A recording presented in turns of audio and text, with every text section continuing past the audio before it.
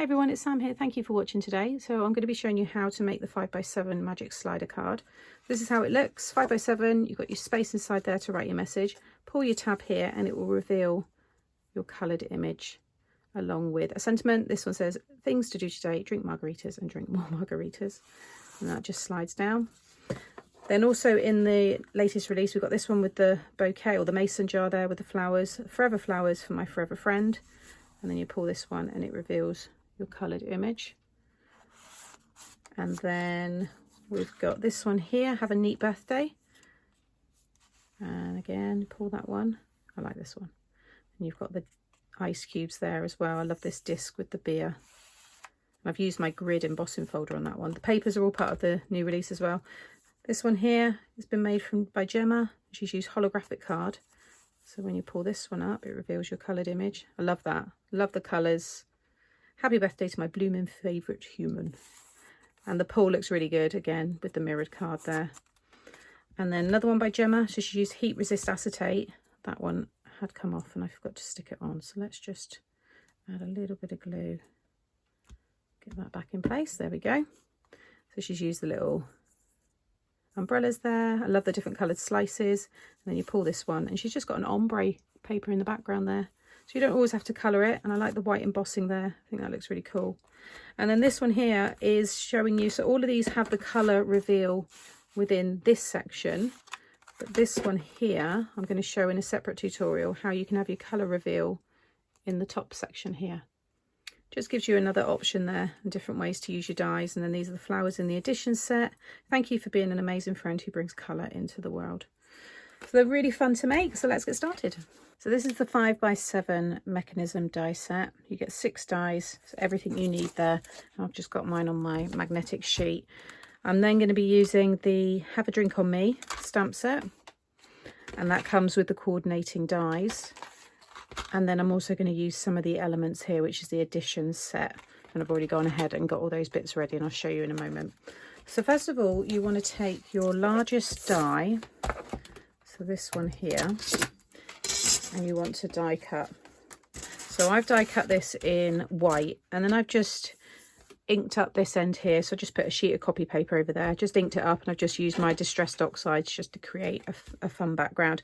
But what you can also do is just die cut that half again with your pattern paper. This is the pad that was also part of this new collection, and that can cover the front, which was on some of the samples that I shared at the beginning. So run that through. If you've got an extender plate, then that will help because you can just pass it through once and it will cut it all in one go. But if you don't have the extender plates on the, I'm talking about the big shocks, that's what I have. This is a standard size as well, so you don't need your big machines for this. But just tape it down, run it through, and then shift it along the plate and run it through again, and then you'll get that all cut. I'm using 300 GSM cardstock, but I'd say anything above, like around the 220 mark or above is best. And then just fold that in half and you'll see you've got that kind of like little pocket. I've also gone ahead and cut this one here in the holographic card, so that's your matte layer. Each of the sets between the 5x7 and the 6x6, they are slightly different. This one's got a matte layer in the 5x7, whereas the 6x6 doesn't, but the 6x6 has a matte layer for this piece here, whereas the 5x7 doesn't. So just a little bit of, you know, just change them up slightly. This is going on a 5x7 card blank. You'll see that that's going to stick on there, and then eventually that's going to stick on top. So you can see that all looks really nice together. Then you'll want to cut your pull tab here. So I've got this one here, but I might ink this one up so it's maybe a pink colour. I'm thinking that could possibly look quite good as well. So that colour may change in a moment, but cut that one. It does emboss the pull on there, but you also have an arrow if you want to use that as well. And then you've got this plain rectangle here. You want to die cut that once in the acetate, okay, and then once in the white card, because that's what you're going to stamp. You're stamping on both of these, but this is the one you're going to colour, and then that's the one that's going to sit over the top. So you want one of each. And then lastly, you've got this die here, which will cut all of these pieces. I run that through twice. I layer up the pieces on top of each other. So when I stick two together, you've got a 600 GSM, so it's just a bit thicker, and it's enough of a tract for this piece to kind of slide up and down against. If you've got a very lightweight cardstock, you might want to cut that run it through 3 times, so you've got 3 lots. So that's all the pieces that you need to cut. So first of all, you want these pieces here, and a stamping platform is going to be best for this because you want to ensure that you get your images in the same place. So first of all, I'm going to, it doesn't really matter which one you stamp on first. I'm going to stamp on the white one so you can see here what I'm doing, and I'll talk about cleaning the acetate in a moment. I'm going to be using the Stazon to stamp on the acetate because Stazon will stamp onto any surfaces, so wood, metal, things like that, and it's great for acetate. But I'm going to use the VersaFine to stamp this image just so it's nice and crisp. So I've got the cocktail glass and I've got the sentiment here. Now the sentiment you can just stamp onto this and you don't have to have it on the acetate for this version. Like I said at the beginning, you can have this so that the colour reveals inside the card or it reveals on the piece you pull up, and I will share both of those on the channel. But now to make sure you get it within your frame, if you take this one here and just lay it down over the top, and you don't want it poking out into this finger pull area, so I'm just going to sit it like so, so I can see there that I could actually bring that up to there, and then I can bring the cocktail glass up as well. I mean, you might want it, you know, coming off the scene. You might have some cute little critters popping their heads in. You know, you might have a nice kind of scene, like woodland scene or something. So everybody's is going to be different. But for this particular one, I just want to make sure that I get that in the middle. So I think that's going to be okay. So just hold that in place and then pick that up. Just want to make sure that sentiment, yeah, sentiment straight.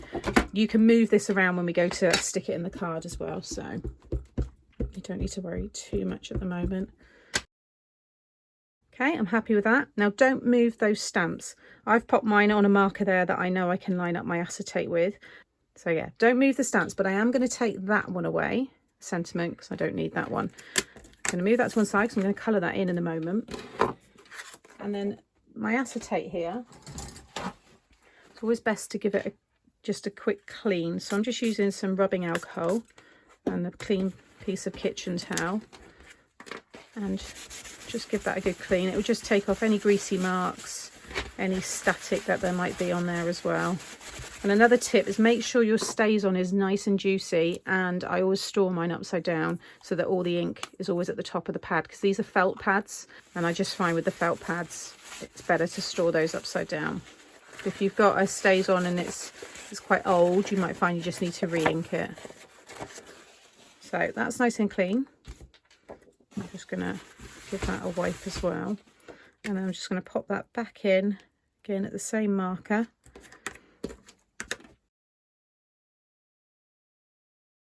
So now I'm just going to lay that one down, give it a nice push. You want to make sure that all transfers over. Yeah, I think that's good. So take that one off. And now if I take this one and that sits over the top, when you could line it up perfectly, there we go, you get a really crisp image like so.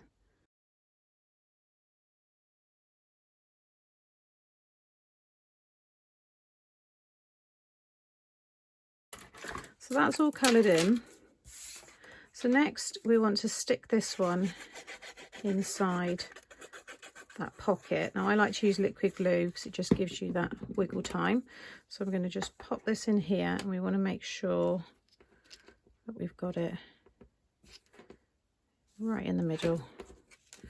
Yeah, I'm happy with that. So you can't see it through that piece there. So just make sure that's secure. And then with this piece here, I've just popped some red tape around the two sides and the bottom here. You can pop it along the top as well, but you want to make sure it's the tape's no wider than that piece there. So that's why I just leave it, because this is enough to secure it in place. There's a couple of ways to do this. I show a different way of doing it on the Craft Stash website. This is another way. So sit this over here until you've got it perfectly lined up. So you'll get a really, really crisp image, and that's right where it needs to be. Like I said, you might have stamped your sentiment as well, so you just want to make sure you get that lined up, but that is bang on, like so. And then I'm just going to just tack it down there, roll it down there, and then I can let go, and that will all fall into place, like so. and then this one here will go in between. Okay, so that's how it's going to look, and then when you pull that up, you'll see you get your colour reveal and that sentiment. But I'm going to have another sentiment down here so that when the card is closed there is a sentiment there, but then I thought that was quite a nice one to have popping up. So then what I like to do is bring this down and sit it in this shape here. So I'm just laying that down so that semicircle is in there. And then the bottom of this is where we need to put the stopper. So the 2 straight ones that you'll have, you might have 3 depending on how many you've stuck together. I'm just going to build those up. So you want to create like a little stopper.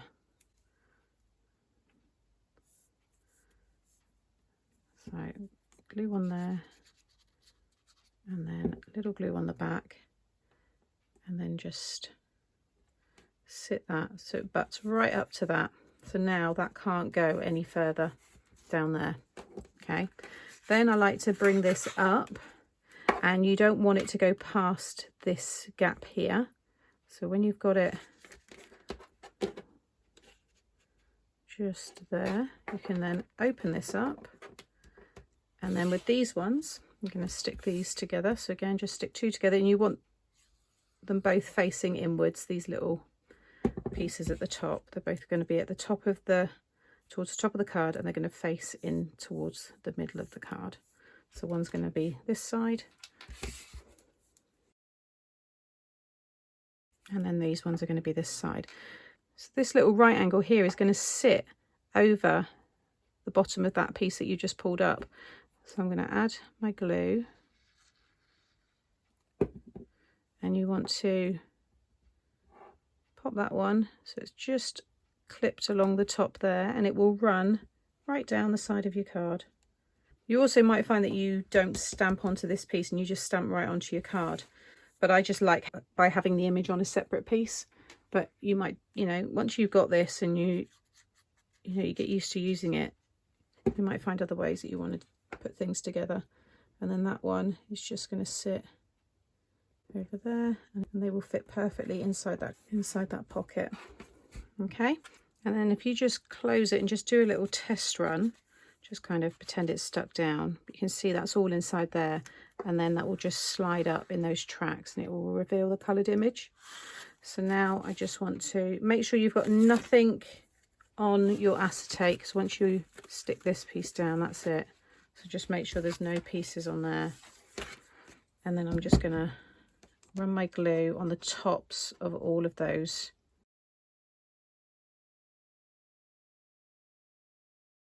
Just give that a minute to dry, and whilst that's drying you can stick this down, and then you can stick that on top. So I've just stamped the birthday celebrations from the birthday rainbows set, and I'm going to have that running along the bottom, so at least then there's a sentiment showing when the card is closed. So I'm going to have that one just along there, and that ties in nicely then with this one. So birthday celebrations, things to do today: drink margaritas and drink more margaritas.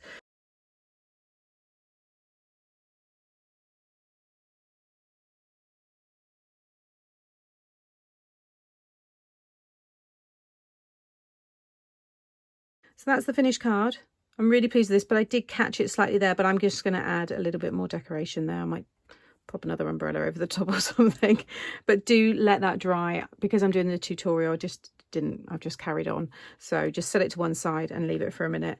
But yeah, really pleased with this one. So now I've also stuck a little lemon on there, so when you pull this up, it covers the sentiment a little bit, but just to show you, it looks quite nice having that dimensional piece on the front there as well.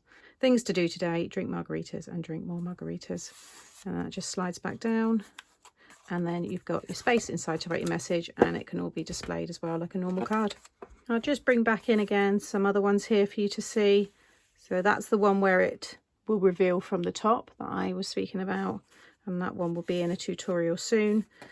And you've got this one here with the drinks. I like that one.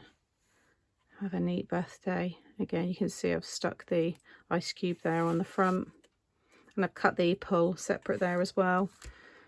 And then you've got this one here with the heat resist acetate. I think that's really good. I like the white embossing there and all the different coloured fruit slices and umbrellas there. And then you've got the floral one here. Again, another favourite of mine. You can see that lovely image reveal, and that just slides back down again.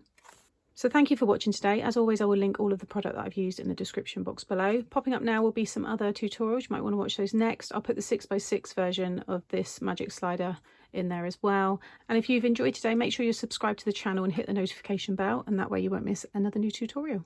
Take care, and I'll see you soon. Bye.